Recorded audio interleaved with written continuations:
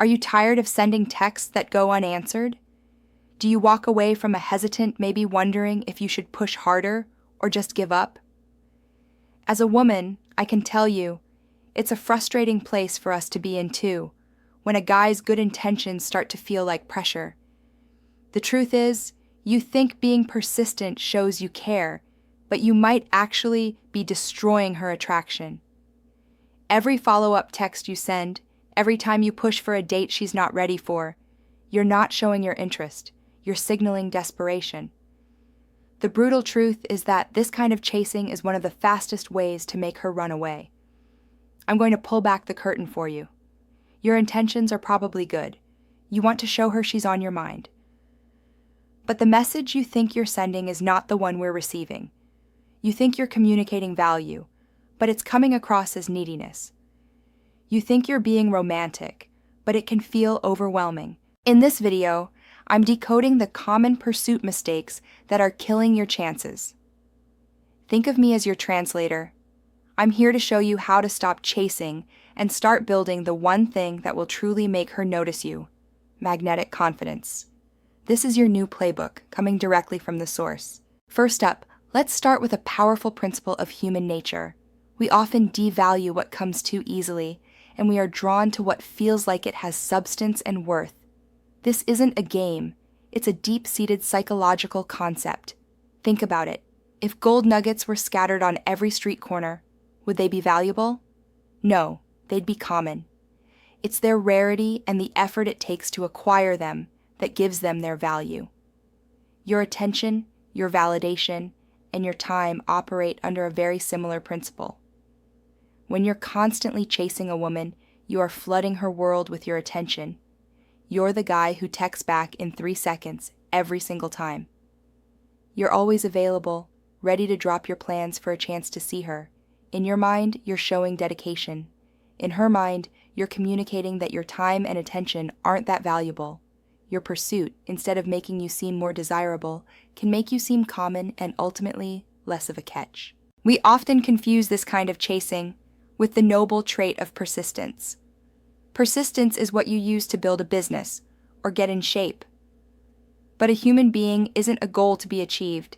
She is a person to connect with. When you apply that brute force persistence to a woman, it doesn't feel like romantic dedication. It feels like pressure. Healthy attraction isn't forced. It's a dance, a back and forth. It needs both people to move toward each other. When one person is doing all the moving and the other is backing away, it's no longer a dance.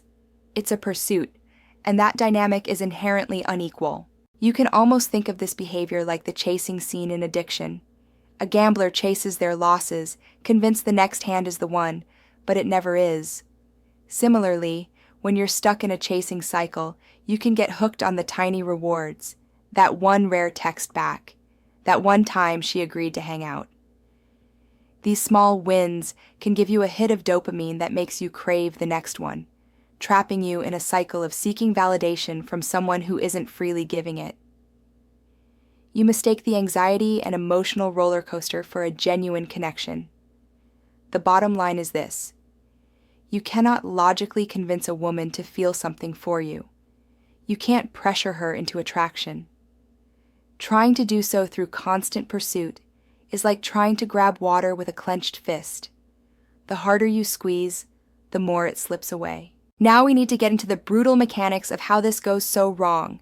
When you chase, you're not just making a social mistake. You can actively trigger deep-seated defense mechanisms that cause her to pull away. Let's talk about the push-pull death spiral. Many of you have likely experienced this without knowing what to call it. It's an emotional tug-of-war. You feel her becoming distant, so your anxiety spikes. To soothe that anxiety, you reach out, you pull. You send a text. Hey, is everything okay? To you, this is a bid for connection. To her, this pull can feel like pressure, and her instinct is to create space, to push you away. She might respond with a short answer or leave you on read. This perceived rejection sends your anxiety into overdrive, and what do? You pull even harder. Each time you pull, she pushes further away. But why does she push? The answer often lies in attachment theory. In simple terms, people have different internal blueprints for connection. Many people who chase have what's called an anxious attachment style. They seek constant reassurance to feel secure. On the other hand, the person being pursued relentlessly may lean towards an avoidant style, where emotional intimacy can feel overwhelming. They value their independence because, somewhere in their past, they learned that relying too much on others can lead to feeling engulfed. So, when an anxious pursuer meets an avoidant person, it can create a perfect storm. Your need for closeness can directly trigger her fear of being smothered. Your constant texting, your requests for validation, it all feels like a threat to her autonomy. Her nervous system goes into protective mode. It's not a game she is playing. It's a non-negotiable psychological need for space. Beyond the psychology, let's talk about basic biology. For thousands of years, a woman's survival sometimes depended on choosing a mate who was confident and resourceful. Her brain may be wired to scan for signals of a man's value. When you overinvest and act like your world will end if she doesn't reply, you are broadcasting signals of neediness. A man who is truly high value has options. He has a purpose. His time is valuable, and he doesn't give it away to someone who isn't reciprocating. When you chase, you communicate that your happiness depends on her. This places an immense burden on her and simultaneously lowers her respect for you. The attraction just dries up. It's a gut-level biological response. All right, if you're starting to see how your own patterns might be sabotaging you and you're ready to break this cycle for good, do me a favor and smash that subscribe button. It seriously helps the channel out and lets me know you want more content like this. Because what we're about to cover is the exact playbook to rebuild your dating life from a place of strength. So what should you do instead? You stop chasing, and you start attracting. This is not about playing games. It's about a fundamental shift from seeking validation externally to building it internally. It's about becoming a man of such solid worth that his presence is naturally magnetic. Here is the blueprint. Rule number 1. Become the anchor. Right now, you're making her the anchor of your emotional world. Her replies determine your happiness. This is backward. You must be the anchor. Think of your life as a table. A healthy life has multiple legs: your mission, your health, your friends, your hobbies. A relationship is just one of those legs. The chasing mindset makes you want to kick out all the other legs and balance your entire life on this one new person. The magnetic man does the opposite. He keeps investing in his purpose and his passions. This creates a deep-seated security that you will be perfectly fine and even thriving, whether this one person is in your life or not. This isn't arrogance, it's security. And trust me, security is incredibly attractive. Rule number 2, master the art of space. When you feel her pull away, your instinct is to close the gap. From now on, you must learn to do the opposite. See her need for space not as a rejection, but as a request for room to breathe. Give it to her. Let there be silence. This does 2 powerful things. First, it shows you are not needy and you have a life to get back to. This immediately signals higher value. Second, it gives her the space to actually miss you. In that quiet, she can process her own feelings. Your absence is often what allows her to feel her own desire for you. Rule number 3, communicate with intent, not with need.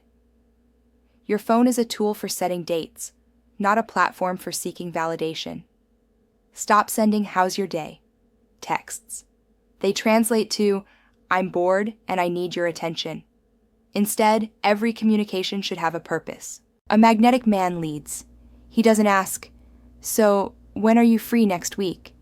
He asserts, "I've got a busy week, but I'm free Thursday evening. Let's go grab a drink at that new spot on Main Street." One is a request for her to lead. The other is a demonstration of your own leadership. Rule number 4. Balance interest with mystery. Being magnetic isn't about being a cold, aloof jerk. You absolutely should show interest. But you must balance that interest with a sense of mystery. Don't unload your entire life story on the first date. Be present, be engaged, but don't lay all your cards on the table. Let her wonder about you. The man who is an open book is often a boring one. The man who has layers, who is focused on his own path, is intriguing. Picture it. Be the man in the cafe who is so absorbed in his work that he barely notices who comes and goes, not the one whose head swivels every time the door opens. Your focus should be on your world. She is being invited into it. Rule number 5. Adopt a secure mindset. At the heart of all this chasing behavior is a scarcity mindset.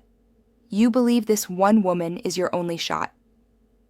A secure, magnetic man operates from a mindset of abundance. He knows he is the prize. He believes that the right person for him will recognize his value and meet him halfway. He is not afraid to walk away from someone who isn't choosing him, not out of anger, but because he understands it's simply not a match. This is your green light to move forward with confidence. The brutal truth about chasing women is that it was never about her. It was always about you. It's a reflection of your own insecurities and your need for external validation. Chasing is the strategy of a man who believes he has to prove his worth. Magnetic attraction is the natural result of a man who already knows his. The most profound shift you can make is to stop focusing on how to get the girl and start focusing on how to become the man. The man who is so engaged with his purpose and so secure in his own value that he doesn't have time to chase. His life is the invitation. The brutal truth isn't that she's out of your league.